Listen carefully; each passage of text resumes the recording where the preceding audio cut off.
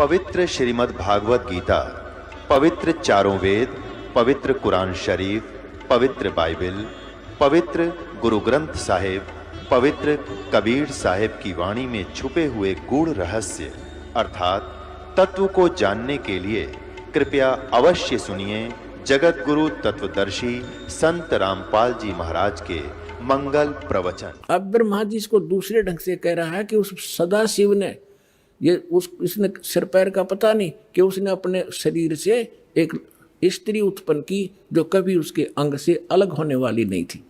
अब ये देखिए, उस समय एकाकी रहकर स्वेच्छा अनुसार विहार करने वाले सदाशिव ने अपने विग्रह से स्वयं ही एक स्वरूप भूता शक्ति की सृष्टि की जो उनके अपने श्रेयंग से कभी अलग होने वाली नहीं थी। वो कौन है?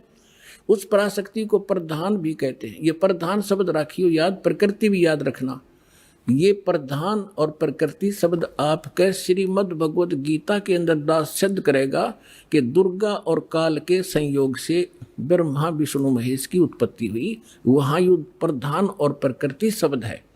तो ये समझना कौन है ये प्रधान। ये कह रहे हैं उसी को प्रधान प्रकृति गुणवती माया बुद्धि जनो तत्व की जननी तथा विकार रहित बताया।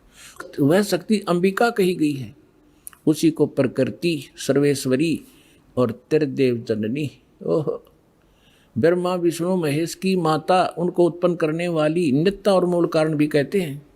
सदाशिव द्वारा प्रकट की गई यानी उसके शरीर से निकली हुई उस शक्ति के 8 भुजाएं हैं। अष्टंगी, 3 पुत्र अष्टंगी जाए, ब्रह्मा विष्णु शिव नाम धराए। 600 वर्ष पहले मालिक बता गए थे। आज हमारे ये पवित्र सदग्रंथ उसको सेकंड कर रहे हैं, समर्थन कर रहे हैं भगवान की वाणी का। और जिनको संस्कृत भी नहीं आवती ब्राह्मण कहा करते और गुरु जी हमारे क्या जाने दानक जुला, वो समृद्ध थे, सब वो प्रत्येक चींटी तक की भाषा जानते, सब पशु पक्षियों की भाषा जानते हैं। और इन्होंने उसको रिजेक्ट करके डाल रखा था लाल को। अब संभालो पुण्यात्माओं, आपका कल्याण हो जाएगा।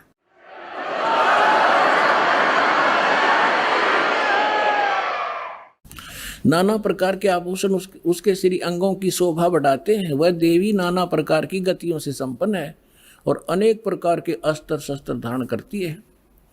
एकाकिनी होकर वह माया संयोग वसात अनेक हो जाती है। वे जो सदाशिव हैं उन्हें परम पुरुष ईश्वर शिव शंभु और महेश्वर कहते हैं। यहाँ देखिएगा, अब 101 पृष्ठ पर आ गए हम। रुद्र संहिता। वे अपने सारे अंगों में भस्म रमाए रहते हैं। उन काल रूपी ब्रह्म ने, इसको काल कहो, ब्रह्म कहो, सदाशिव कहो, उन काल रूपी ब्रह्म ने एक ही समय शक्ति के नाथ नहीं शक्ति के साथ शिवलोक नामक क्षेत्र का निर्माण किया था। उस उत्तम क्षेत्र को काशी कहते हैं। वह परम निर्वाण व मोक्ष स्थान है जो सबके ऊपर विराजमान है। वे प्रिय और प्रियतम, वो पति पत्नी रूप में शक्ति और शिव, दुर्गा और काल जो परमानंद स्वरूप है, उस मनोरम क्षेत्र में नित्य निवास करते हैं। शिव और शिवा ने, काल और दुर्गा ने प्रलय काल में भी उस क्षेत्र को अपने सानिध्य से मुक्त नहीं किया। अब यहाँ देखना, देवर से एक समय उस आनंद वन में रमण करते हुए शिवा और शिव के मन में, दुर्गा और काल के मन में, ब्रह्म के मन में यह इच्छा हुई कि किसी दूसरे पुरुष की सृष्टि करनी चाहिए, यानी कोई संतान उत्पन्न करनी चाहिए। ऐसा विचार करके देखिएगा, जिस पर यह सृष्टि संचालन का महान भार रखकर हम दोनों केवल काशी में रहकर इच्छा अनुसार विचरें और निर्वाण धारण करें। इन्होंने ये सोचा कि वे एक पुत्र उत्पन्न करें और उसके हवाले सारा इंचार्ज दे दे और हम फिर आराम तरह करेंगे। देख, ऐसा निश्चय करके शक्ति सहित सर्वव्यापी परमेश्वर शिव ने अपने वाम भाग के 10वें अंग पर अमृत मल दिया। ये तटपट करनी थी, यानी उन पति पत्नी व्यवहार किया। फिर तो वहां से एक पुरुष प्रकट हुआ, एक लड़का उत्पन्न हुआ। ये देखिएगा 102 पृष्ठ पे, ये रुद्र संहिता हम पढ़ रहे हैं। शिव ने कहा वत्स, शिव ने कहा बेटा, व्यापक होने के कारण तुम्हारा विष्णु नाम विख्यात हुआ। अब काल और दुर्गा का बेटा यानी विष्णु की उत्पत्ति होगी, दोनों से सिद्ध हुआ। अब यहाँ देखो, ये छठा अध्याय समाप्त हुआ। अब यहाँ देखिएगा 7वां शुरू हुआ। ब्रह्मा जी कहते हैं देवर से तत्पश्चात कल्याणकारी परमेश्वर शाम सदाशिव ने पूर्ववत प्रयत्न करके, जैसे विष्णु उत्पन्न किया था, दोनों ने पति पत्नी व्यवहार करके मुझे अपने दाहिने अंग से उत्पन्न किया। मुने उस महेश्वर ने मुझे तुरंत अपनी माया से मोहित करके नारायण देव की नाभि कमल में डाल दिया, फिर लीला पूर्वक मुझे वहां से प्रकट किया। इस प्रकार इस कमल के से उत्पन्न के पुत्र के रूप में मुझे हिरण्यगर्भ का जन्म हुआ। अब ये शिव पुराण का अनुवाद करता विचलित हो गया कि यहाँ तक, क्योंकि शिव का पुजारी होगा यू, इसने यहाँ तो कर दिया कि विष्णु और ब्रह्मा की उत्पत्ति तो बता दी क्लियर कि सदाशिव काल रूपी ब्रह्म और दुर्गा, इनसे दोनों की उत्पत्ति होगी। अब यहाँ विचलित हो गया यो, ले कहते हैं चोर चुरावे तुमड़ी और गड्ढे पानी में, वो गड्ढे हुआ उपरावे न सच्चाई छानी नहीं। अब इन तीनों के पिता हैं ये और सिद्ध करते हैं। इसके 24 पृष्ठ पे आपको दिखाते हैं। ये विद्वेश्वर संहिता है। एक समय क्या होता है, एक समय ब्रह्मा और विष्णु जी का इस बात पर झगड़ा हो गया, युद्ध हो गया। ब्रह्मा जी कहने लगे मैं तेरा बाप विष्णु जी को, विष्णु जी कहने लगे मैं तेरा बाप, तो मेरी नाभि कमल से उत्पन्न हुआ। इन दोनों का झगड़ा हो गया। ये लंबी कहानी फिर बताएंगे।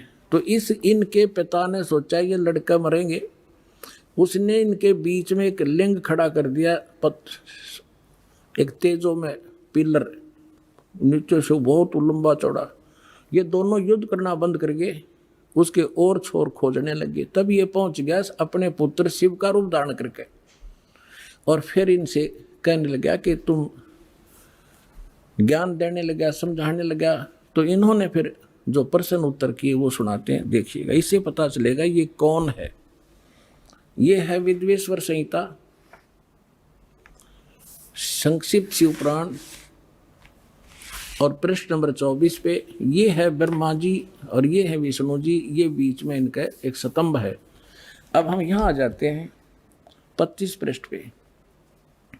ब्रह्मा और विष्णु ने पूछा प्रभो, ब्रह्मा विष्णु फिर उसे वार्ता करने लगे काल से, सृष्टि आदि 5 कर्तों के लक्षण क्या है ये हम दोनों को बताइए। भगवान शिव बोले, ये काल बोला, काल रूपी ब्रह्म बोला, मेरे कर्तव्यों को समझना अत्यंत गहन है, तथापि मैं कृपा पूर्वक तुम्हें उनके विषय में बता रहा हूँ। आगे देखो, हम अपने मतलब की पढ़ देंगे। ये 26 नंबर पे आ गया। अब ये क्या कह रहा है, काल अपने इन ब्रह्मा और विष्णु दोनों को, पुत्रो तुम दोनों ने तपस्या करके प्रसन्न हुए मुझ परमेश्वर से सृष्टि और सतिथि नामक 2 कृत प्राप्त किए। ये दोनों तुम्हें बहुत प्रिय हैं। इसी प्रकार मेरी विभूति स्वरूप रुद्र और महेश्वर ने, ये ने है गलत से मेरे विस्मरण, ने 2 अन्य उत्तम कृत संहार और त्रोभाव मुझसे प्राप्त किए हैं। अब क्या हो गया, 2 तो ब्रह्मा विष्णु और ये महेश्वर और रुद्र, इन चारों का बाप है ये बोलने वाला, जो बस इतना सिद्ध करना चाहो था दासार को। अब परमात्मा ने बताया कि 3 पुत्र अष्टंगी जाए, ब्रह्मा विष्णु शिव नाम धराए, और 3 देव की जो करते भक्ति, उनकी को देना हो वह मुक्ति। गुण तीनों की भक्ति में ये भूल पड़ो संसार, कहे कबीर निज नाम बिना कैसे उतरो पार। अब सर्वानंद कहने लगे कि झूठ बोलता है, ऐसा कुछ नहीं लिखा है, क्योंकि ये नकली विद्वान इसी बात का लाभ उठाकर हमारा नाश करने में सफल हुए कि वो संस्कृत भाषा जानते थे और पूरा समाज अशिक्षित था। इनका यूं दाव लग रहा था। अब उसने क्या किया कि जो मतलब की बात थी वह छोड़ दी, और उसने जो कंठस्थ याद कर रखे थे श्लोक गीता के, वेदों के, वो संस्कृत बोलने लग गया। काफी देर तक रुका नहीं, डाटा को आध पौन घंटे तक संस्कृत बोलता रहा। और वो सामने वाले जितने जुलाहे बैठे थे बेचारे भोले भाले माई बहन बेटी भगत, वह ये भी नहीं समझ पा रहे ये पंडित जी बोल के रहा है। उन्होंने फिर ताड़ी पीट दी, वाह पंडित जी, वाह सर्वानंद, वाह पंडित जी, कमाल कर दिया। अब उनकी प्रशंसा से सर्वानंद विजयी हो गए और परमात्मा पराजित कर दिए। आज तक यह नो बिजली गिर रही थी बगैर इन इंस्ट्रूमेंट के, जो भगवान ने आज आपको समझाने के लिए बनवाए हैं जीव से। ना जीव बना दिए इंस्ट्रूमेंट, ये पहले यही था, ये मनुष्य। 4 युग का इतिहास तो आपके पास है, द्वापर ताई। अभी 50 वर्ष से पहले थे हमने देखे बैलगाड़ी खचड़ खचड़ने घसीटे अंडा करते, काठ के पहिए, काठ की गाड़ी। और उससे पहले एक रेडू में 6 खच्चर जोड़ कर रथ बना के घसीटे फिराया करते थे। कहाँ गई थी मनुष्य की विधि? ये परमात्मा ने दया बख्शी आपके लिए। और अभी 10 वर्ष से हो रहा है, 12 वर्ष से हो रहा है, ये सब विकास कराया दाता ने, ताकि अपने बच्चों को वर्ड टू वर्ड समझा दूँ, ताकि ये पहचान ले मेरे को। और 1 मिनट में जा छोड़ दो इनको सतलोक में, पीछा छूटे यहाँ से।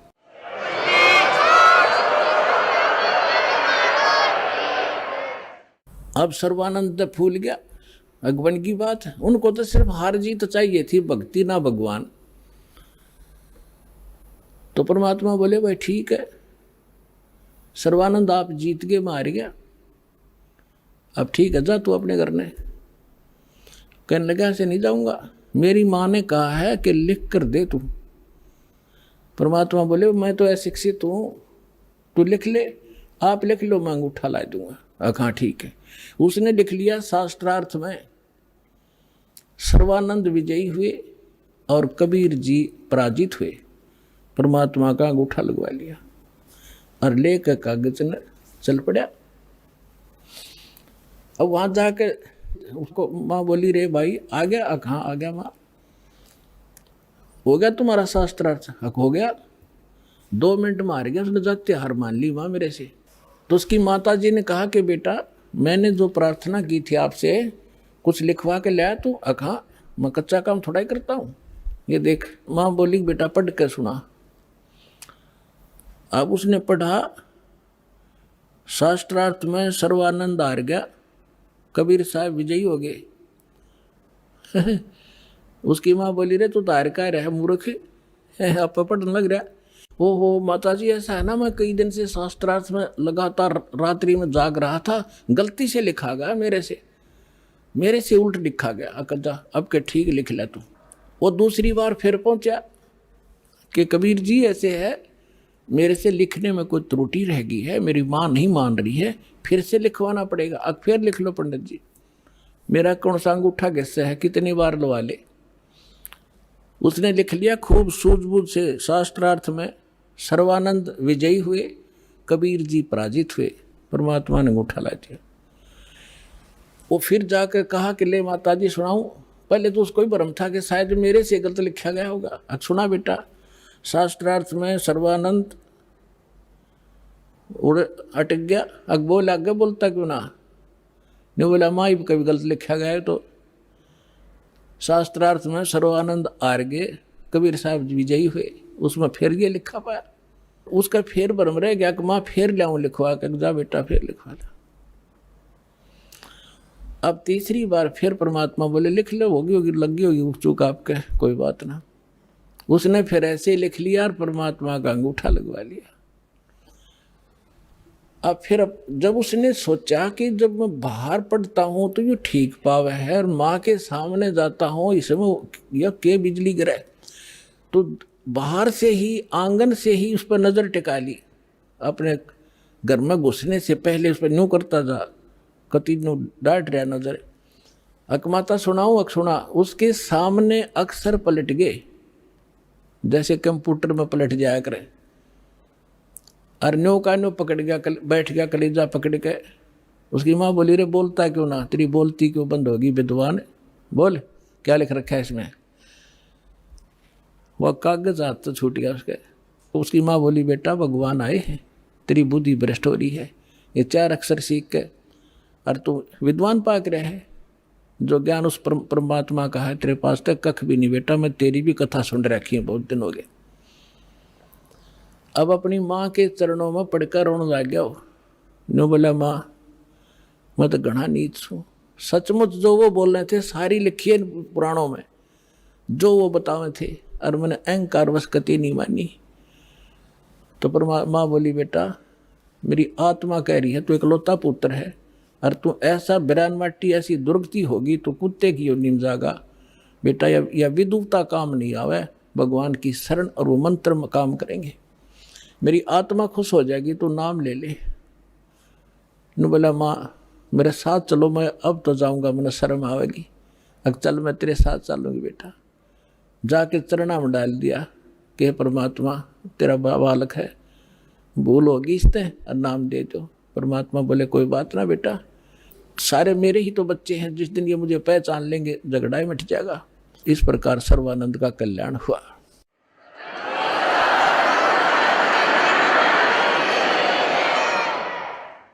तो पुण्यात्माओं अब क्या समस्या आई?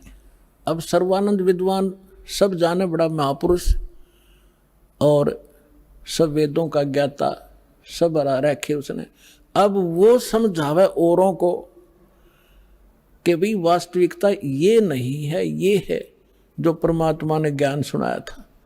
अब सर्वानंद की कोई नहीं माने, क्यों काल ने तुम्हें जाल फैला रखा और उसको जात तय घेर दिया ब्राह्मणा ने, पंडित होकर दानक का चेला हो गया।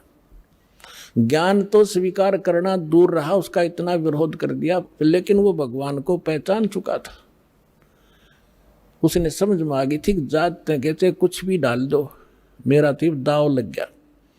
तो दोनों माँ बेटिया ने भक्ति करी और अपना कल्याण करवाया। तो पुण्यात्माओं आपका सौभाग्य है कि आज ऐसे ही परमात्मा आपके पीछे पड़ा हुआ है। आपके पास कोई भगत मिला होगा, कोई पुस्तक लेकर गया होगा, किसी ने सीडी दी होगी। वो प्रेरणा अपने बच्चों के माध्यम से कहते करे कराव साइया मन में लहर उठा और दादो सिर जब दर जीव के आप बगल हो जा। परमात्मा कहते हैं गोता मारो स्वर्ग में और जा बैठू पाताल, गरीबदास ढूंढता फिर वो अपने हीरे मोती लाल। मैं रोत हूँ सृष्टि को, सृष्टि रोवे मोहे, और कह कबीर इस योग को कोई समझ नहीं सकता कोई। मैं तुम्हें रो रहा हूं कि तुम मेरे बच्चे हो, तुम काल का फंस गए हो, तुम्हारी यहाँ कितनी दुर्गति हो रही है, कोई मनुष्य जीवन में सुखी नहीं, अगले जन्म में क्या हालत होगी, कुत्ते और गधे की योनियों में आप जाओगे। और आप मुझे खोज रहे हो, हे भगवान, हे सर्व सुखदाई, हे संकट मोचन। और मैं कहता हूं मैं भगवान हूं, तुम नखरे करते हो, तो भगवान कैसे होगा? धानक है, जुलाह है, राम और कृष्ण भगवान, और किसी को राहत नहीं मिल रही। तो परमात्मा कहते हैं मैं रोवत हूँ सृष्टि को, क्योंकि तुम मेरे बच्चे हो यहाँ फंस गए गलत जगह पर। मैं रोवत हूँ सृष्टि को, सृष्टि रोवे मोहे, और कह कबीर इस योग को समझ नहीं सकता कोई। जिसमें धर्मदास जी को परमात्मा मिले और फिर उनको सतलोक लेकर गए, फिर उनको छोड़ा, वापस अपने यथास्थान को दिखाकर अपनी वास्तविकता से परिचित करा के जब परमेश्वर ने धर्मदास जी को नीचे छोड़ा तो फिर वो समझ गए, क्योंकि सारी लीला मालिक ने की हुई थी।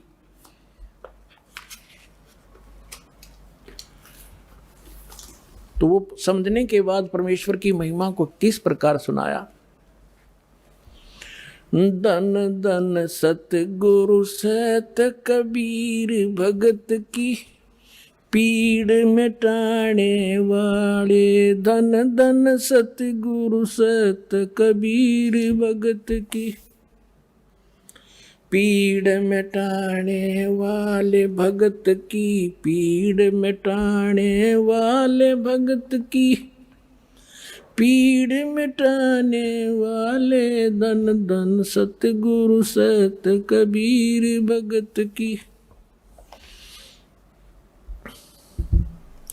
रहे नल नील यतन कर हार, तब सतगुरु से करी पुकार। रोए नल नील यतन कर हार, तब सतगुरु से करी पुकार। जा सत रेखा लिखी अपार सिंधु पे सिला तिराने वाले। जा सत रेखा लिखी अपार सिंधु पे सिला तिराने वाले। धन धन सतगुरु सत कबीर भक्त की पीड़ मिटाने वाले। भक्त की पीड़ मिटाने वाले, भक्त की पीड़ मिटाने वाले। धन धन सतगुरु सत कबीर। डसी सर्प ने जब जा पुकारी इंद्रमती अकुला। डसी सर्प ने जब जा पुकारी इंद्रमती अकुलाए। आपने तुरंत करी सहाय बेरूली मंत्र सुनाने वाले। आपने तुरंत करी सहाय बेरूली मंत्र सुनाने वाले। धन धन सतगुरु सत कबीर भगत की पीड़ मिटाने वाले। भक्त की पीड़ मिटाने वाले, भक्त की पीड़ मिटाने वाले। धन धन सतगुरु सत कबीर भगत की पीड़ मिटाने वाले। दामोदर सेठ के हो थे अकाज अर्ज करी थी डूबता देख जहाज। दामोदर सेठ के हो थे अकाज अर्ज करी डूबता देख जहाज। लाज मेरी रखियो गरीब नवाज समुद्र से पार लंघाने वाले। लाज मेरी रखियो गरीब नवाज समुद्र से पार लंघाने वाले। धन धन सतगुरु सत कबीर भगत की कह कर जोड़ दीन धर्मदास दर्श दे पूर्ण करियो आस। कह कर जोड़ दीन धर्मदास दर्श दे पूर्ण करियो आस। मेटियो जन्म मरण की तरास सत्य पद प्राप्त कराने वाले। मेटियो जन्म मरण की तरास सत्य पद प्राप्त कराने वाले। धन धन सतगुरु सत कबीर भगत की पीड़ मिटाने वाले।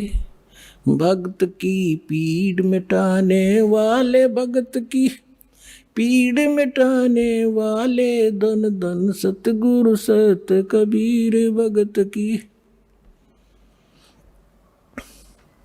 कह कर जोड़ दीन धर्मदास दरस दे पूर्ण करियो आस। कह कर जोड़ दीन धर्मदास दरस दे पूर्ण करियो आस। मेटियो जन्म मरण की तरास सत्य पद प्राप्त कराने वाले। मेटियो जन्म मरण की तरास सत्य पद प्राप्त कराने वाले। धन धन सतगुरु सत कबीर भगत की पीड़ मिटाने वाले। एक समय बनारस के अंदर, काशी के अंदर एक दामोदर नाम के बहुत बड़े व्यापारी रहा करते थे, बिजनेसमैन। उनका अपना एक पोत था, समुद्री जहाज था, और उसके साथ वो व्यापार करने के लिए समुद्र मार्ग से दूसरी स्टेटों में जाया करते थे। उसके साथ और भी उसी शहर के आसपास के काफी अन्य बनिए लोग भी साथ जाते थे उसके जहाज में किराए पर, और अपना सौदा लाया करते थे। सेठ जी बाहर गए हुए थे और पीछे से उनकी धर्मपत्नी, जिसका नाम धर्मवती था, वो बहुत धार्मिक थी। सेठ दामोदर भी बहुत नेक आदमी थे, भक्ति बहुत विश्वास करते थे परमात्मा में। और हमारे हिंदू समाज के अंदर राम और कृष्ण, गणेश और इन भगवानों से ऊपर कोई हमारा इष्ट नहीं था। और ये सभी क्रियाएं हम किया करते थे, जो वो कर रहे थे, जो हम करते हैं वैसे ही वो किया करते थे। उसमें परमात्मा के बहुत से शिष्य हो गए थे और बहुत दुख दूर हो गए थे। एक दिन ऐसे ही उस सेठ की पत्नी धर्मवती के पास एक बहन गई उसके पास कि बहन हमारे घर पर सत्संग है, आप आ जाओ। तो उसने सोचा चल, वो बहन ज़्यादा उसके निकट थी और पहले कई बार चर्चा कर रखी थी उसने परमात्मा की। तो धर्मवती ये कहा करती, कभी आसपास आपके गुरुजी आवे तो उसमें बताना, मैं दीक्षा अगर ज्ञान समझ में आ गया तो मैं दीक्षा लूँगी, वैसे नहीं लूँगी। तो उस बहन ने अपना सत्संग करवा लिया और उसको अपनी सहेली को आमंत्रित किया। अपने आत्माओं परमात्मा का ज्ञान, ओए होए, और ज्ञान सब ज्ञानड़ी, कबीर ज्ञान सो ज्ञान, जैसे गोला तोब को करता चले मैदान। परमात्मा ने सृष्टि रचना सुनाई। परमात्मा जहाँ भी नया सत्संग करते थे सबसे पहले सृष्टि रचना सुनाया करते थे, और फिर मालिक की वाणी में उनके शब्द में ज्यादा कसकती आत्मा तुरंत खिंच जाती थी। सारा ज्ञान सुना। धार्मिक देखो पुण्यात्मा होती है ना, वो घनी अटबट नहीं कराया करती, सारा प्रमाण सामने। और फिर अग्रम अग्रम तो धर्मवती उस बहन का एकदम सिर गया शरीर। जब सत्संग परमात्मा ने कर लिया 2 घंटे और बैठ के 10-20 भगत थे अपनी अपनी कहने लगे, तब उसने परमात्मा ने कहा बेटा दीक्षा लेगी। वो कहने लगी महाराज मेरी आत्मा तो मानना है मैं दीक्षा लूँ आपकी, मुझे ज्ञान पूर्ण रूप से समझ में आ गया। कुछ तो उस बहन ने कई बार सुना रखा था और फिर परमात्मा ने फिर उसको सही सुचारू कर दिया। पर भगवान है तो एक समस्या है मेरे सामने। तो परमेश्वर कबीर जी ने कहा बोल बेटा क्या शंका है वो बता मुझे, कि यूँ कहा करें, यूँ सुना है मैंने कि जोड़े में नाम लेना चाहिए। मेरा पति गया हुआ प्रदेश में धन कमाने के लिए और वो आ लेगा तब नाम लूँगी, लेकिन मैं अब मुझे ऐसा लग रहा है कि मैं इस घर से बाहर कदम रखूँगी आपकी झोंपड़ी इस स्थान तक, कि मेरी मृत्यु ना हो जाए। आज मुझे आपके सत्संग से एक एक पल भारी हो गया कि जीवन नाश हो रहा है मेरा, तो मैं नाम कैसे लूँ। परमात्मा बोले बेटा ये भ्रम जो इन मूर्खों का पैदा किया हुआ है, तुम एक दिन जन्मे नहीं, एक दिन मृत्यु नहीं होगी। आपके पति आपसे बड़े हैं, पहले जन्म हुआ आपका बाद में हुआ। फिर उसने कहा जी मैंने उनसे पूछा नहीं है और आज तक मैंने कोई भी काम उनसे बगैर पूछे किया नहीं है, और कहीं वो मुझसे नाराज ना हो जाए, मैं पाप की भागड़ ना बन जाऊं। परमात्मा ने कहा बेटा आत्म कल्याण के मार्ग में किसी से पूछने की आवश्यकता नहीं, और सभी कामों में सलाह ले सकते हो, सभी बातों में। इसमें एक पल भी देर नहीं करनी चाहिए, कोई पाप नहीं लगे। अब वो चाहे नो ठीक गुरु जी के मुख से जो शब्द सुन लियो फाइनल सच्ची है, मैं महाराज फिर दीक्षा दे दो। अब उसने नाम ले लिया। अब रोज ये मंत्र आप देख रहे हो, ये मंत्र दिया करते दाता सबसे पहले, केवल बीच बीच के 5। अब हम हिंदू इनके ऊपर आरूढ़ थे ही, लेकिन वो मंत्र गलत जाप करे थे। ये मूल मंत्र है इनके। जैसे आपको बहुत बार बताया है, जैसे एक भैंसा होता है या ये बैल होता है, खागड़ जिसने कहे, उसने वैसे कहे जाओ भैंसा भैंसा कतई नहीं सुने, अरे एक बार न्यू कर दिया हुर्र, वो न्यू देखेगा और भाग उसकी तरफ दौड़ना हो जाएगा। तो उसका अट्रैक्शन है, विवश है उसके उस शब्द से, वो खिंच जाता है। तो ये वो मंत्र है। और परम संत से लिए बिना ये मंत्र सूखे जाप करने तो लाभ नहीं हो। एक नियम है, उस नियम के अनुसार ही आपने चलना पड़ेगा। तो ये मंत्र दिए उसने, मतलब गदगद होगी, अक्सर भगवान ही न था। यही तो हम देवता पूजा करते थे। परमात्मा ने कहा बेटिया पूजा नहीं है, ये यहाँ के संरक्षक हैं और मूल पूजा तो सतगुरु की है। अब परमात्मा ने उस समय ये तत् और सत और ये सारनाम ये छुपा कर रखना था। ये प्रथम मंत्र इसलिए दिया था कि इनके संसारिक काम सुलझे रहेंगे, इनको सुख होता रहेगा, इनकी भगवान में आस्था बनी रहेगी, और इस मंत्र से इनका जन्म मनुष्य का होता रहेगा। इन आपको यहाँ तक लाना था, इस बिचली पीढ़ी तक। धर्मदास मेरी लाख दुहाई, ये मूल ज्ञान और मूल मंत्र की बाहर ना जाए। मूल ज्ञान बाहर जो पढ़ी, बिचली पीढ़ी हंस नितरी। मूल ज्ञान तब तक छुपाई जब तक द्वादश पंथ ना मिट जाए। जब तक ये कलयुग 5505 वाला समय नहीं आना था, तब तक इसको गुप्त रखना था। सभी महापुरुषों से परमात्मा ने प्रतिज्ञा दिला दी थी। तो इस मंत्र को पाकवा तो गदगद होगी, खूब डट कर भजन करे, आत्मा बिल्कुल खुश होगी। जो भूत प्रेत की बाधाएं थी थोड़ी बहुत सबके घर में बढ़ रहेंगे, वो भाग भूगे, उड़गी सी काया होगी। अब क्या हुआ, सेठ जी आए 1 महीने के बाद में। अब वो बुद्धिमान बहुत थी, उसने सोचा कि मेरे पति को यदि कोई थर्ड पर्सन न्यू बतावेगा कि तेरी पत्नी सत्संग में जाती है और रात को जाती है, क्योंकि परमात्मा अधिकतर रात को सत्संग करते थे, क्योंकि दिन में तो किसी को फुर्सत नहीं छोड़ रखी काल ने धंधे में। तो उसने सोचा कि ये कहीं इसके मन में मेरे प्रति कोई दोष ना आ जा और हमारा घर नरक बन जावे। अब क्या हुआ, जिस दिन वो सेठ वापस आया उसी दिन सत्संग था भगवान का और किसी के आसपास ही। तो उसने सोचा कि अपने पति को मैं पहले बता दूं सारी कहानी, और ये ऐसा व्यक्ति है अगर मेरी बात को यूं मान लेगा तो फिर ये किसी की नहीं सुनेगा। तो जब वो खाना खाने लगा, खाना खिलाते समय उसकी पत्नी ने कहा, जी मेरे से गलती बन गई और मुझे अक्षमा करना, करोगे, माफ करना। तो वो कहने लगा कि मैं अपनी पत्नी पर विश्वास करता हूँ, मेरी पत्नी ऐसी गलती नहीं कर सकती जो अक्षम्य ना हो। फिर भी बता, अग जी सचमुच माफ़ कर दोगे, गुस्सा तो नहीं होगे? अगर ना तो बता।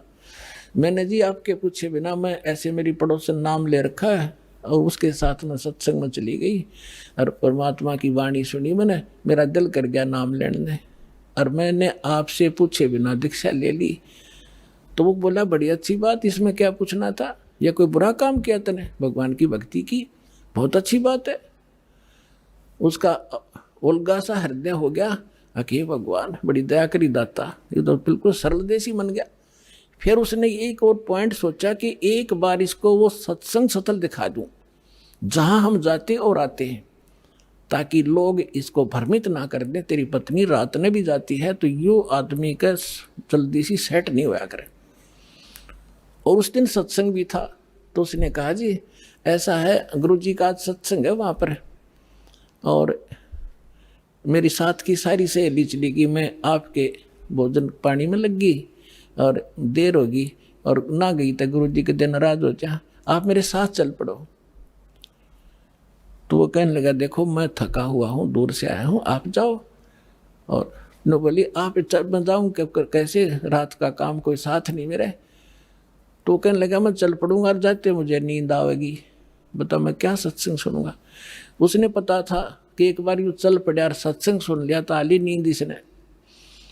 तो वो कहने लगी, आप यूँ करियो, पीछे सी बैठ जियो, नींद आ जाए तो सो जाइयो, गुरु जी कुछ ना कहा करें। तो उसने सोचा चल फिर तो कोई बात नहीं। वो दोनों पति पत्नी आ गए। अब बैठ गई पाछे ने, वो बैठ गया पीछे ने, भगतनी बैठ गई भगतमतियों में। परमात्मा ने वह सृष्टि रचना फिर सुनाई। वो तो जाने थे चोटने सामने मारना। अब लाला जी ने किसी नींद आवे थी, उसका कलेजा फट गया, थर थर का पैगात सारा, और नौके सोके सुने ज्ञान कड़ी कसूती तरह। अब सारा ज्ञान सुन लिया। जब अपनी उसकी पत्नी आई, जी नींद तो नहीं आई? अगर नींद करे मेरे तो बेचैनी होगी, काहे की नींद आवे थी? एक न्यू पूछ ले गुरु जी ते, मुझे नाम दे देंगे? तो उसने जाके कहा, महाराज जी भगत जी आए हैं और यूं कहे दीक्षा मिल जाएगी। कहा बेटा बोला। तब उसने बोली, कहा जा नाम देंगे आपको। सेठ जी जाकर बैठ गया पास में, कहने लगा भाई सुन ले लाला जी। परमात्मा बोले देखो सेठ जी, आप हो इन देवताओं के गणे पुजारी, और परमात्मा का नाम लेने के बाद आनुपासना नहीं करनी होगी। वो कहते हैं 100 वर्ष सतगुरु की पूजा, एक दिन आनुपासी और वो अपराधी आत्मा फिर पड़े काल की फांसी। 100 वर्ष गुरु की अनुसार साधना कर ली, सतगुरु के अनुसार, एक दिन भी आनुपासना कर ली ना किसी देवी देवता की, पिछली सारा भट्ठा बैठ जाएगा तेरा। तो वो लाला जी बोला, सेठ दामोदर कहने लगे महाराज जी मैं बाणिया हूँ और सौदा करना खूब जानता हूँ, मैंने सारा कुछ सुन लिया और सब कुछ देख लिया। आज मैंने सारे कथा सुन रखी खूब बड़ी बड़ी, जो ज्ञान आपने दिया इस पृथ्वी पर नहीं, और मैं जो वचन कराया करूँ दाता और पक्का करता हूँ, आप मेरे गुरु, मैं आपका चेला। फिर कहा कि भाई देख मैं दानक और तू लाला जी, कल न तेरी बरादरी वाले भी तुझे धिक्कारेंगे। ने बोला जी मुझे नाम दो और आप साथ रहियो दास के, जो होगा सो देखी जाएगी, मुझे दीक्षा दो। और परमात्मा ने कहा कि और उपासना नहीं करोगे फिर किसी देवी देवता की, नहीं तो नुकसान हो जाएगा। लेकर नाम, और परमात्मा का हाथ से चित्र बनाया करते थे वहाँ, जब का हाथ से बनाया करते थे, सब जगह मिला करते थे। वो फोटो ले गया, जो विधि बताई थी विधान वो शुरू कर दिया आपने। फिर कुछ दिन के बाद वो कई दिन सत्संग सुने, फिर व्यापार में जाना था तो सभी वो दूसरे व्यापारी भी साथ थे। अब उसने क्या किया, उस जहाज के अंदर उसने अपना एक कक्ष बना रखा था जिसमें सारे देवी देवताओं के फोटो थे, और वहीं अपना घंटी बजाया करता, बैठ कर आरती करा करता, जय गणेश देवा माता थारी पार्वती, ये सारी कथा सारी आरती करा करता। अब उसने क्या किया, जाके पहले सारी मूर्ति उठाई और समुद्र में जहाज उठाए, समुद्र में जल प्रवाह कर दी, और एक फोटो परमात्मा कबीर जी का लगा ली। अब दूसरे जो थे वो लाला जी, उन्हें देखा रहे दामोदर ये देवी देवताओं के फोटो कहाँ गए। तो उसने बताया भाई मैंने दीक्षा ले ली गुरु जी से, और गुरु जी का जो सतगुरु की पूजा करते हैं ना, वो देवी देवताओं की पूजा नहीं करनी होती, इसलिए मैंने वो आदर के साथ जल प्रवाह कर दिया। तो सारे कहने लगे रहे तू भट्ठा बैठावेगा, तेरा नाश हो जाएगा। क्या है ये कबीर, ये धानक एक दुल्हा, इसकी कड़फंटी में आ गया तू, कहाँ बातों में आ गया, तेने देवता छोड़ दिए, रामकृष्ण जैसे बलवान भगवान छोड़ दिए, देखना तेरा क्या होगा। वो बोले भाई कुछ भी हो मेरे साथ, आप अपनी क्रिया करो, मैं आपको ना कहता, आप मेरे पीछे क्यों पड़ गए, मैं अपनी करूँगा, आप अपनी करो। अब उस दिन उसके बाद उसको कबीर कहने लगे कि यूँ आ गया कबीर, दामोदर कहना छोड़ दिया।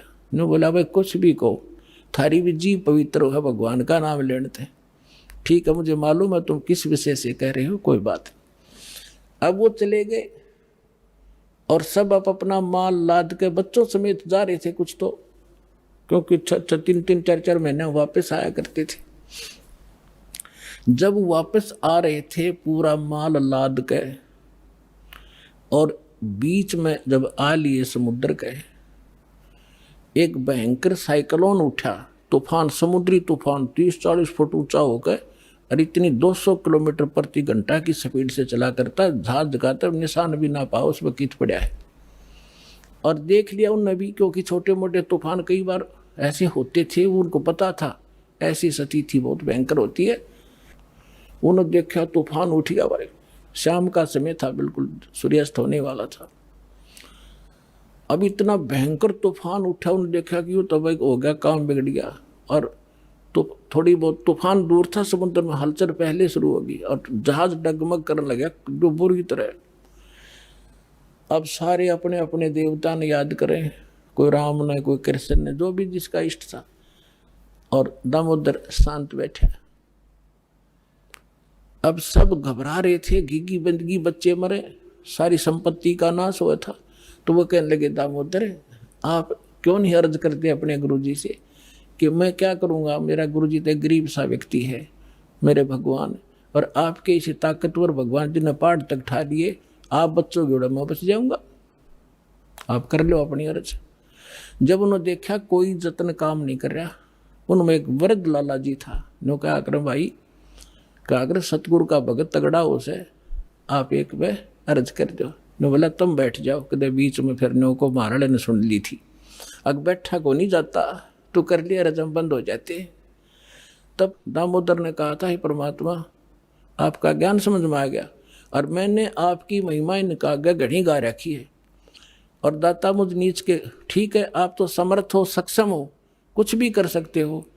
अगर आज कोई ऊक चूक होगी मुझ नीच के कारण होगी, मेरे में कोई त्रुटि होगी, मैं आपकी मर्यादा ठीक नहीं कर पाऊंगा।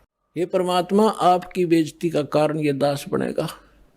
न्यू कह के बेहोश हो गया और जैसे पुकार के इस बात ने सोच कर मैं तो बहुत क्या करता, परमात्मा न्यू कर दिया, उसका न्यू कर दिया, उसके ऐसे कर दिया। इतने समय में अंधेरा हो गया, रात के 8-9 बज गए और चांदनी रात्रि थी। तूफान ऐसे बैठ गया जैसे छाड़ा सा वहीं का वहीं, न्यू का न्यू धरती में।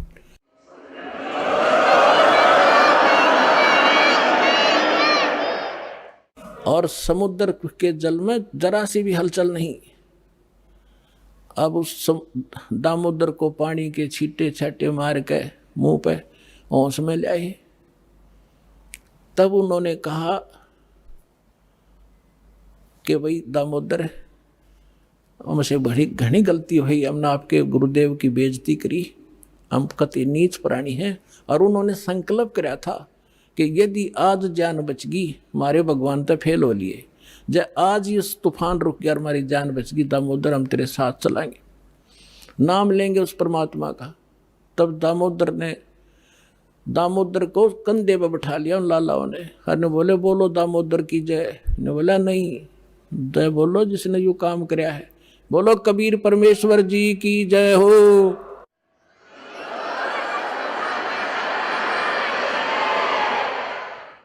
अब उधर से परमात्मा उसी दिन रात्रि में सत्संग कर रहे थे 7-8 बजे सी, और सर्दियों का मौसम था। अब कुछ भक्त सामने आसपास बैठे थे। एकदम परमात्मा ने क्या किया, ऐसे मुंह पर करनो हाथ फेर कर ऐसे झटका दिया। आसपास के बैठे भक्तां के छींटे लगे। उन्होंने सोचा भाई पसीने कैसे आ गए सर्दी में, गुरुजी आपके पसीने आ गए? तो पर वो बोले ना भाई पसीने को नहीं आए। और क्या था, ये पानी कहाँ से आ गया? कि मेरे भगत का जहाज डूबा था। दामोदर सेठ नहीं था, भी नाम लेकर गया था। हाँ जी, उसका जहाज डूबा था भाई। अब वो उसने बचा कर आया हुआ है। अब वो भगत सोच रहे थे भाई अब क्योंकि हम भक्ति अवश्य करते हैं लेकिन विश्वास दृढ़ नहीं होता। और परमात्मा कहते हैं कहा हो तो हरि नाम से, जब मन में नहीं विश्वास, बिना विश्वास के जो भक्ति करते हैं वो सफल नहीं होते हैं। तो वो कच्चे से थे और मन में उनका न्यू थी। ऐसे ही शब्द गा रहे थे, ज्ञान सुना रहे थे, पसीने आ गए होंगे, हमारे सामने बैठे और वहाँ कैसे समुद्र में जहाज बचा के आए हैं। वो तो बात कही आई हुई। अब वहां से जब वो चलकर आए सेठ, 1-2 दिन और लग गया उन्होंने। उस दिन फिर सत्संग हो रहा था। वो पहले अपने घर गया, घर जाके पता चला कि मेरी धर्मपत्नी भी उड़े जा रही सत्संग में गई हुई है। और सारे वो सेठ ने बोले पीछे घर जावांगे, और सारे बच्चा ने साथ ले रहे। पहले अब परमात्मा का उपदेश लेंगे, जब घर बढ़ाएंगे। अब हमारा बाकी आज का जीवन, आज के बाद का जीवन उनका ही हमारा। आइए अब हम उन श्रद्धालुओं के अनुभव जानते हैं जो जगत गुरु तत्वदर्शी संत रामपाल जी महाराज जी से दीक्षा प्राप्त कर चुके हैं तथा उनके द्वारा बताए गए भक्ति मार्ग पर चल रहे हैं। नमस्कार सर। नमस्कार सर, क्या नाम है आपका? सर नरेंद्र कुमार प्रजापति, जिला इटावा से, उत्तर प्रदेश। नरेंद्र जी, संत रामपाल जी महाराज से नाम दीक्षा आपने कब ली? सर 6 दिसंबर 2019 को सर ली। संत रामपाल जी महाराज से नाम दीक्षा लेने से पहले क्या आप कोई भक्ति साधना भी करते थे? हाँ सर, मैं शिव जी भगवान को बहुत मानता था, एकदम अच्छी तरह से अपने इष्ट रूप में भगवान शिव को पूजता था, माता रानी को पूजता था एकदम इष्ट करके। सर, जब आप सिर्फ भगवान की पूजा कर ही रहे थे तो फिर आप संत रामपाल जी महाराज की शरण में कैसे आए, क्या कारण रहा? सर वैसे तो कोई दिक्कत नहीं था, लेकिन सर उनकी अच्छे से मैं पूजा करता था। सर एक बार मैं नेपाल में नौकरी कर रहा था, उस समय सर रात में एक हमें सपना आया। सपने में कोई मतलब एक संत आए मेरे, जो कि हमें उस समय पहचानता तो था नहीं, लेकिन अब पहचान इसी के संत रामपाल जी महाराज थे वो। उस समय मैं उनको जानता नहीं था, लेकिन उस दिन वो रात में हमें एक कागज़ कुछ लिख के दे गए जिसमें कुछ था, और बोले कि बेटा इसको खोलना नहीं है, जब समय आएगा तो इसे अपने आप हम खोल देंगे। तो हम सर हमारी 4 बजे जब आँख खुल गई तो हमने अपनी पत्नी को बताया, घर में सबको बताया, जो जो थे सबको। हमने कहा आज पता नहीं कोई परिवार के कोई देव हैं कि कौन है, हमें कुछ लिख के दे गए हैं और बोल गए हम आपके साथ में हैं। यानी बचपन से हमेशा मैं तड़पता था कि हे परमात्मा, मतलब असली भगवान कौन है। हम तो सोचते थे मेरे भोलेनाथ ही सबसे बड़े हैं, वही उन्हीं को मैं मानता था, इतना मानता था जिसका कोई जवाब नहीं। माता रानी, भोलेनाथ, इन सब की ही मतलब ये आस्था थी कि इनसे बढ़ के कोई दुनिया में है नहीं, भगवान ही मेरा सब कुछ कर रहे हैं। शायद वही किसी के रूप में आके हमें कागज़ में कुछ लिख के दे गए। अब भगत जी मैंने ऐसे तो उनको ये बता दिए घर में सारे लोगों को, फिर कोई बात नहीं, वो तो बात वहाँ ख़त्म हो जाती है। अपना बराबर मानता रहता हूँ परमात्मा को। दीपावली की 1-1.5 महीने पहले की बात है कि मैं सिकंदराबाद जा रहता हूँ, जॉब करता हूँ, वहाँ से मैं निकल रहा था तो वहाँ एक ट्रक खड़ा था, तो वो देख रहा था दूसरी साइड में, मैं कंडक्टर साइड की तरफ से आ रहा था। जैसे ही मैं कंडक्टर का बगल में कंडक्टर साइड से वैसे ही उसने ट्रक चला दिया, तो भगत जी मेरी तो आंख बंद हो गई। मैंने ये सोचा कि अब तो गया, हे परमात्मा मुझे बचाओ। मेरे साथ एक लोग पीछे बैठे थे, वो भी घबरा गए कि आज हम, और हमने भी यही सोचा कि परमात्मा आज गए। हमने कहा हे भोलेनाथ बचाओ। जो मुँह में मतलब निकला वो मैंने बोला। अचानक मुझे नहीं पता किसने हमें बचाया कि मेरी बाइक सहित पूरा उठा के रोड के बिल्कुल साइड में खड़ा कर दिया। वहाँ जितने लोग थे दौड़े दौड़े आए, ड्राइवर को पकड़ा और उसको मतलब मारने के लिए वैसे ही। लेकिन हम होपलेस थे क्योंकि डर गए थे, मेरी डिग्गी टूट गई, गाड़ी की नंबर प्लेट थी वो भी बिल्कुल टूट गई थी वैसे करके। तो हमने उन लोगों को रोका, हमने कहा भाई इनकी कोई गलती नहीं। हमने कहा हम बच गए, हमें कोई दिक्कत की बात नहीं है, इनको कोई मत मारो। हमने उनको छूने नहीं दिया किसी को, हमने कुछ मत करो। फिर हमें अंदर से एकदम फीलिंग हुई कि बेटा हम तेरे साथ हैं। उसी दिन हम, उससे पहले कभी कभी थोड़ा वैसे कुछ खाते पीते तो नहीं थे, लेकिन कभी कभी थोड़ा थोड़ा कुछ कर लेते थे। दीपावली के पहले की कुछ बात है। उसी दिन से हमें अंदर फीलिंग हो गई, हमने कहा भगवान जरूर कहीं ना कहीं है। हमने कहा आज हमें भगवान ने बचाया। अब भगवान तो संत रामपाल जी महाराज को तो पहले मैं नहीं जानता था, लेकिन हाँ वही जो कागज़ एक लिख के दे गए थे वही एक जरिया था। और उससे पहले हमने सोचा आज भोलेनाथ ने बचाया होगा, या तो हमारे कोई परिवार के जो देवी देवता घरों में पूजते हैं वो होंगे, उन्होंने बचाया होगा। यही सब मैं मतलब सोच रहा था और उधेड़ बिन में लगा था कि परमात्मा क्या होगा क्या नहीं होगा। उसके बाद फिर क्या हुआ सर कि एक दिन मैं अपनी ड्यूटी पे बैठा हुआ था, अचानक मेरे मन में आया कि मतलब ये बहुत सारे संत हैं जो कि ये इस मामले में जेल में हैं, वो उस मामले में जेल में है, वो उस मामले में जेल में है, फलाना फलाना सब कह रहे हैं और सबके केस सिद्ध होते जा रहे हैं। हमने कहा ये संत रामपाल जी करके हैं, ये क्यों जेल में, इनका भी कुछ निकाला जाए। तो हमने अपने मोबाइल पे यूट्यूब पे सर्च किया तो इनका मतलब खुल के सीधे सीधे मतलब पेज आ गए। तो उनका एक भगत जी हैं, वो कोई इंटरव्यू दे रहे थे, ऐसे करके हमें ये लाभ हुआ, ये फ़ायदा हुआ। हमने कहा जाने दो, ये सब तो कोई करता ही रहता है, ढेर सारा है, ये तो कभी भी कोई भी बोल देता है। फिर तब तक थोड़ा अपने आप फिर आगे बढ़ गया। अपने आप जब आगे बढ़ा तो हाँ संत रामपाल जी महाराज उल्टा जो वृक्ष के बारे में समझा रहे थे, जब मैंने उसको सुना बड़े ध्यान से तो मेरे होश उड़ गए। हमने कहा बेटा आज सुधर जा, अभी तक बहुत बड़ी गलती कर रहा था, परमात्मा तेरे सामने है और अच्छे से पहचान ले। फिर मैंने उस पर ध्यान लगाया। सर जब मैंने उस पर ध्यान लगाया बड़े गौर से हमने जब वो सारी बातें सुनी परमात्मा की, तो मैं कांप गया, मैं तो रोने लगा, आंसू निकल गए मेरे। रात में 11-12 बज रहा था, मैं उसी को देख रहा था। फिर उनके हमने एक एक करके सारी चीज़ स्टेप बाय स्टेप और देखी। तो परमात्मा ने ब्रह्मा विष्णु महेश के बारे में बताइए, काल निरंजन के पुत्र हैं, ये ऐसे ऐसे हैं। अब हमें मन में बड़ी भड़क उठ गई। हमने कहा हे मालिक, हे दाता, हमें यानी कि जिनकी हम पूजा कर रहे हैं बचपन से, और हमें हुड़क थी इस चीज़ की बचपन से ही, जब तक छोटा था 5-6 साल का होगा तब से कि पूजा करता था कि कहीं कुछ करता था, हे परमात्मा कहीं दर्शन मिले किसी का। लेकिन हम ये फिर भी जब उस दिन वो वीडियो देखा तो मैं बहुत तड़प गया। हमने कहा परमात्मा तो यहाँ मौजूद हैं और हम भोलेनाथ को मान रहे थे। भोलेनाथ ने कभी हमें सपने में भी दर्शन नहीं दिए। कभी कहीं जाना, कभी कौन से मंदिर जाना, कहीं वैष्णो देवी के दर्शन करने जाना, कहीं नागेश्वर नाथ के दर्शन करने जाना, मेरी जहाँ भी जिसने बोला मैं तुरंत पहुँचता था फटाक से। जहाँ आत्मा बोली तुरंत चल दिया, ऐसा करता था मैं। लेकिन जब उनका ज्ञान सुन लिया, अब मुझे बहुत, एक दिन सुना, 2 दिन सुना, अब मुझे चैन ना आए। तो हमने अपनी पत्नी को बताया इस बारे में, घर में सबको बताया, बराबर में हर चीज़ उनको बताता रहा। हमने कहा बहुत गलत हो रहा है, हमें तो नाम लेना है संत रामपाल जी महाराज से। हमने कहा वो पूर्ण संत हैं, वो पूर्ण ज्ञान बता रहे हैं इस समय, पूर्ण ज्ञान, परमात्मा कौन है, वो सही हकीकत और सही सच्चाई बता रहे हैं।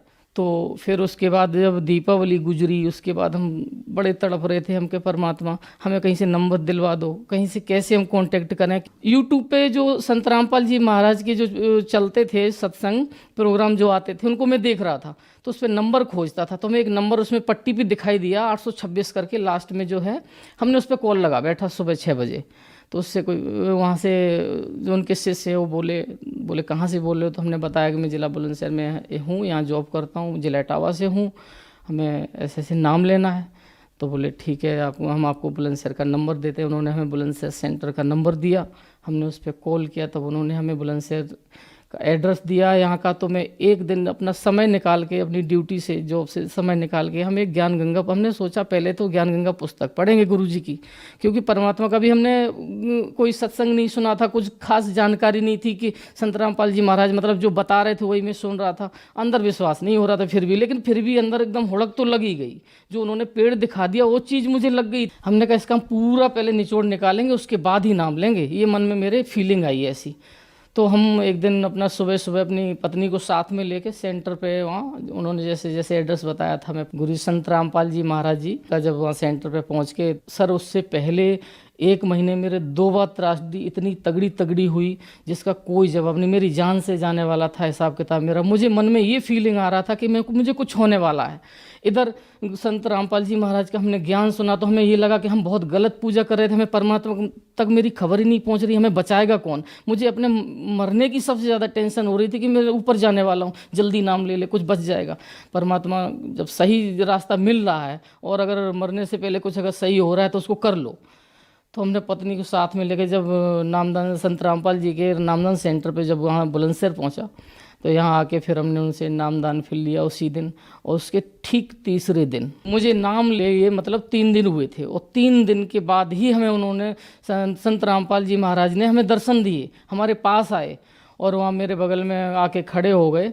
फिर अचानक क्या हुआ, रात का 9:30 लगभग बज रहा था, संत रामपाल जी वहाँ आ गए, मैं रो रहा था बहुत तेज़। तो उसी समय हमारा एक फ़ोन आ गया, तो फ़ोन को मैंने रिसीव कर लिया उधर। तो संत रामपाल जी महाराज फिर वहाँ से चले गए, लेकिन दर्शन दे गए। अब हमें 2 दिन तक लगभग चैन नहीं आया। उसके बाद हमें दिन भर फीलिंग यही रही कि हम कहे संत रामपाल जी महाराज से आज नाम लिया और तुरंत ही उन्होंने दर्शन दे दिए। हमने कहा ब्रह्मा विष्णु महेश दुर्गा जी माता रानी इष्ट देव उनको मान रहा था, तो हम कहे भोलेनाथ ने तो हमें कभी दर्शन नहीं दिए। हमने कहा आज गुरु महाराज जी को, हमने संत रामपाल जी महाराज को गुरु बना लिया और संत रामपाल जी महाराज मुझे आज ही दर्शन दे गए। बड़ी खुशी का ठिकाने नहीं रहा सर। उसके ठीक तीसरे दिन हमें एक कंपनी, जो हम जिस काम का जो जॉब करते हैं उस लाइन, बड़ा खतरनाक काम है सर। तो उसके लिए हमें कहीं अपना प्लांट छोड़ के दूसरे में कहीं मैं गया, तो वहाँ हमें बुलाया गया कोई काम से। हमारा उस प्लांट को हमें चलाना था, रात में उसको सेट करना था। तो जब वहाँ पहुँचा तो प्लांट तो गैस पे चल रहा था, बहुत ख़तरनाक प्लांट था। तो अचानक उस दिन उसमें ऐसा हो गया कि उसमें इतनी मतलब हीटिंग चलती है, 800 900 1000 तक हीटिंग चलती है। उस दिन वो हीटिंग पता नहीं कैसे डाउन मार गया, इतना डाउन मारा फिर उठने का नाम नहीं लिया। अब नाम नहीं लिया तो इतना परेशान लेबर परेशान। 1-2 टन लकड़ी मैंने डलवा दी, 3 टन तक लकड़ी डलवा दी, लेकिन हीटिंग पूरी नहीं दे पाया। अब हम बहुत रोए। वहाँ रात में 12 बज रहा था, समय 11-12 का समय, फिर 1 बजा 1:30 बजा, लेकिन वो नहीं उठा। सारे 2-3 लेबर थे वो अपने चले गए। अब मैं बहुत परेशान हो गई। लास्ट में हमने कहा अगर इसमें कुछ गड़बड़ी हो गई तो हमने कहा सुबह 2-3-4 लोग फालतू में मारे जाएंगे। हमने कहा ये गैस का प्लांट है, फाल्ट मार देता है, एकदम बैक मारता है तो फट जाता है सिलेंडर की तरह। अब सर मैं वहाँ बैठा मैंने संत रामपाल जी महाराज को याद किया। हमने कहा संत रामपाल जी महाराज, आप पूर्ण परमात्मा का ज्ञान देते हैं तो आप पूर्ण परमात्मा मेरे लिए, मेरे गुरु महाराज आप मेरे भगवान हो। हमने कहा अगर आप हो तो हम आपकी परीक्षा ले रहे हैं। हमने ऐसे बोला। हमने कहा संत रामपाल जी महाराज आप हमारा प्लांट अब आके संभालो, क्योंकि हमने आपसे नामदान लिया है और हम आपको ये चीज़ बोलते हैं और आप हमारा संभाल के दिखाओ, तब जानेंगे आप गुरु। हमने कहा आप परमात्मा हो, पूरा ज्ञान दे रहे हो। हमारा सर इतना कहते ही इतना तुरंत टेम्परेचर 1 मिनट हुआ, 2 मिनट हुआ, 1 2 3 4 5 करके टेम्परेचर बढ़ना स्टार्ट हुआ। हमने जब देखा मेरा टेम्परेचर बढ़ रहा है तो हमें इतनी तसल्ली मिली। हमने कहा मेरे गुरुजी महाराज संत रामपाल जी महाराज आ गए। हमने कहा जय हो बंदी छोड़ की, ऐसे करके कुर्सी पे जम गया। मैंने कहा परमात्मा, हमने कहा गुरुजी अब नहीं मैं उठने वाला। हमने कहा गुरुजी अब तो आप आ गए, अब चलाओ प्लांट एक बार। तो संत रामपाल जी महाराज का मेरा नाम लेते ही प्लांट इतना फास्ट चला जिसका कोई जवाब नहीं। और हमने ये भी बोला था कि मेरी इज्जत का सवाल है। हमने कहा गुरुजी मेरी इज्जत का सवाल है परमात्मा। हमने कहा संत रामपाल जी महाराज से बोला ऐसे करके। हमने कहा मेरी इज्जत का सवाल है, हमें आज बचाओ आप यहाँ से, क्योंकि दूसरी जगह गया। एक तो नाम मेरा था चारों तरफ कि फलाना है, फलाने हैं जो हमारा नाम लेके बुलाते हैं। मतलब कभी कभी नरेंद्र नाम है तो मोदी करके बोल देते कि मोदी जी आए हमारा प्लांट करने, ख़राब कहीं हो गया तो हमारा नाम बेकार हो जाएगा। गुरुजी नाम के लिए मैं जी रहा हूँ। हमने कहा हर इंसान ही जीता है। तो फिर सर जब प्लांट मेरा अपने आप, जब इतना कहते ही मेरा प्लांट अपने आप स्टार्ट हुआ, इतनी हीटिंग बढ़ी कि मेरा प्लांट अपने आप चला। मुझे कुर्सी पे जम गया। मैं 2 बजे बैठ गया, मैं नहीं उठा वहाँ से। मुझे 6 बजे छुट्टी, मतलब जाना था, अपनी ड्यूटी पहुँचना था दूसरे प्लांट पे। तो अपने आप पूरा प्लांट फाइनल हुआ और इतनी गैस बढ़ी, मुझे लास्ट में जाके खुद गैस को खुद अपने आप थोड़ा सा उड़ाना पड़ा और अपने आप पूरा प्लांट गुरुजी ने चलाया। परमात्मा आए, संत रामपाल जी महाराज, उन्होंने पूरा करके सीधा का सीधा किया और हमें फीलिंग भी करा गया कि हम आए। क्योंकि हमने जो चीज़ 2-3 घंटे में और इतने लोगों को लगा के हमने जो चीज़ नहीं कर पाई, वो बस इशारे में उनका नाम लेते ही परमात्मा का सब अपने आप हो गया। गुरुजी संत रामपाल जी का जैसे ही मैंने नाम लिया, हमने कहा गुरुजी चलाओ आज आपकी परीक्षा है। हमने कहा सर, तो फिर जैसे ही इतना किया प्लांट अपने आप चल गया। अपने दूसरे दिन सर में अपने प्लांट आया, अपना बढ़िया से कर रहा था। परमात्मा का 2 दिन मैंने अच्छे से नाम लिया। हमने कहा संत रामपाल जी महाराज हमके मेरी इज्जत उन्होंने बचाई है। तो हमने उनका खूब बढ़िया से जैसे उन्होंने अपने भक्ति साधना के जो मंत्र दिए थे, हम अपना उनको जाप किया। फिर 2-3-4 दिन गुजरा, फिर हमें अपने घर जाना था। जब हम अपने घर गए अभी लगभग पिछले महीने में, तो कुछ झगड़ा लड़ाई हर घर में थोड़ा चलता है। तो उस लड़ाई झगड़े के टेंशन की वजह से 2-3 दिन बाद घर से मैं वापस आ गया। अपनी पत्नी को घर में छोड़ा। सर में दर्द उस दिन बहुत ज़्यादा था। तो मैं शाम को आया अपनी ड्यूटी पे। जैसे ही मैं ड्यूटी पे आया, हमने कहा संत रामपाल जी महाराज से, हमने कहा गुरुजी हम बहुत परेशान हूँ। हमने संत रामपाल जी से बोला, हमके गुरुजी मैं बहुत परेशान हूँ, बहुत सर दर्द हो रहा है और घर में बहुत टेंशन है। हमने कहा परमात्मा मुझे नींद नहीं आ रही, रात भर में जगा हूँ, बहुत परेशान। ऐसे रात में मैंने बोला, अपना भक्ति के जो मंत्र दिए अपना उनको कर रहा था थोड़ा। फिर सर जैसे ही सुबह हुआ 5 बजे मैं चारपाई पे लेटा। नित्य नियम हमने लगाया। नित्य नियम लगा तो मुझे लेटे 2 मिनट भी नहीं हुआ कि संत रामपाल जी महाराज हमारे पास आ गए। आके मेरे पास बैठ गए और मेरा ये यहाँ से ऐसे करके ऐसे दबाने लग गए। अरे मैं तो घबरा गया, मैं तो रोने लगा। हम कहे गुरुजी आप ये क्या कर रहे हो? हम कहे हमारे ही दबा रहे हो, पाप में हम जाके। बोले नहीं बेटा कोई नहीं, मैं तेरे लिए ही आया हूँ, मैं तेरे लिए है। बेड लेट मुझे उठने नहीं दिया संत रामपाल जी महाराज ने। बोले बेटा लेट मैं तेरे लिए आया। मेरे सर पे ऐसे हाथ फिराया और मेरा ऐसे ये दबा रहे हैं ऐसे करके। अरे मैं बहुत रोया, मैं रोता गया। तुरंत उन्होंने मुझे सुला दिया। कब चले गए तुरंत पता नहीं। ठीक 45 मिनट बाद में उठ बैठा। उठ के बिल्कुल फ्रेश पाया, सर दर्द खत्म, सारा कुछ एकदम 0 सन्नाटा, कोई दिक्कत नहीं, एकदम सारी की सारी। फिर पूरे दिन फिर घर में हमने अपनी पत्नी को बताया। हमने कहा आज परमात्मा फिर मेरे पास आए। हमने कहा 1 महीने में कई बार, हम 2 महीने में कई बार मेरे पास बराबर आ गए। और जब परमात्मा को याद किया तो बराबर आ गए। फिर सर आपको एकदम गर्व के साथ बोलते हैं, मुझे बिल्कुल भी ये नहीं लगता कि हम पहले जो कि भक्ति कर रहे थे शिव जी और माता रानी की सबकी, तो हमें ये लगा रहता था पता नहीं भगवान है भी या नहीं। लेकिन आज हमें एक क्षण भी ये नहीं सोचना पड़ता कि भगवान है नहीं। हमें तो एक पल भी, अभी आपसे बात कर रहा हूँ, इस समय जो बात कर रहा हूँ तो मेरे परमात्मा सामने खड़े हैं। इस बात का मुझे बहुत बड़ा गर्व है कि हमें पूर्ण परमात्मा मिल गए हैं। अब हमें बिल्कुल घबराने की कोई ज़रूरत नहीं। धन्यवाद सर। सच साहब।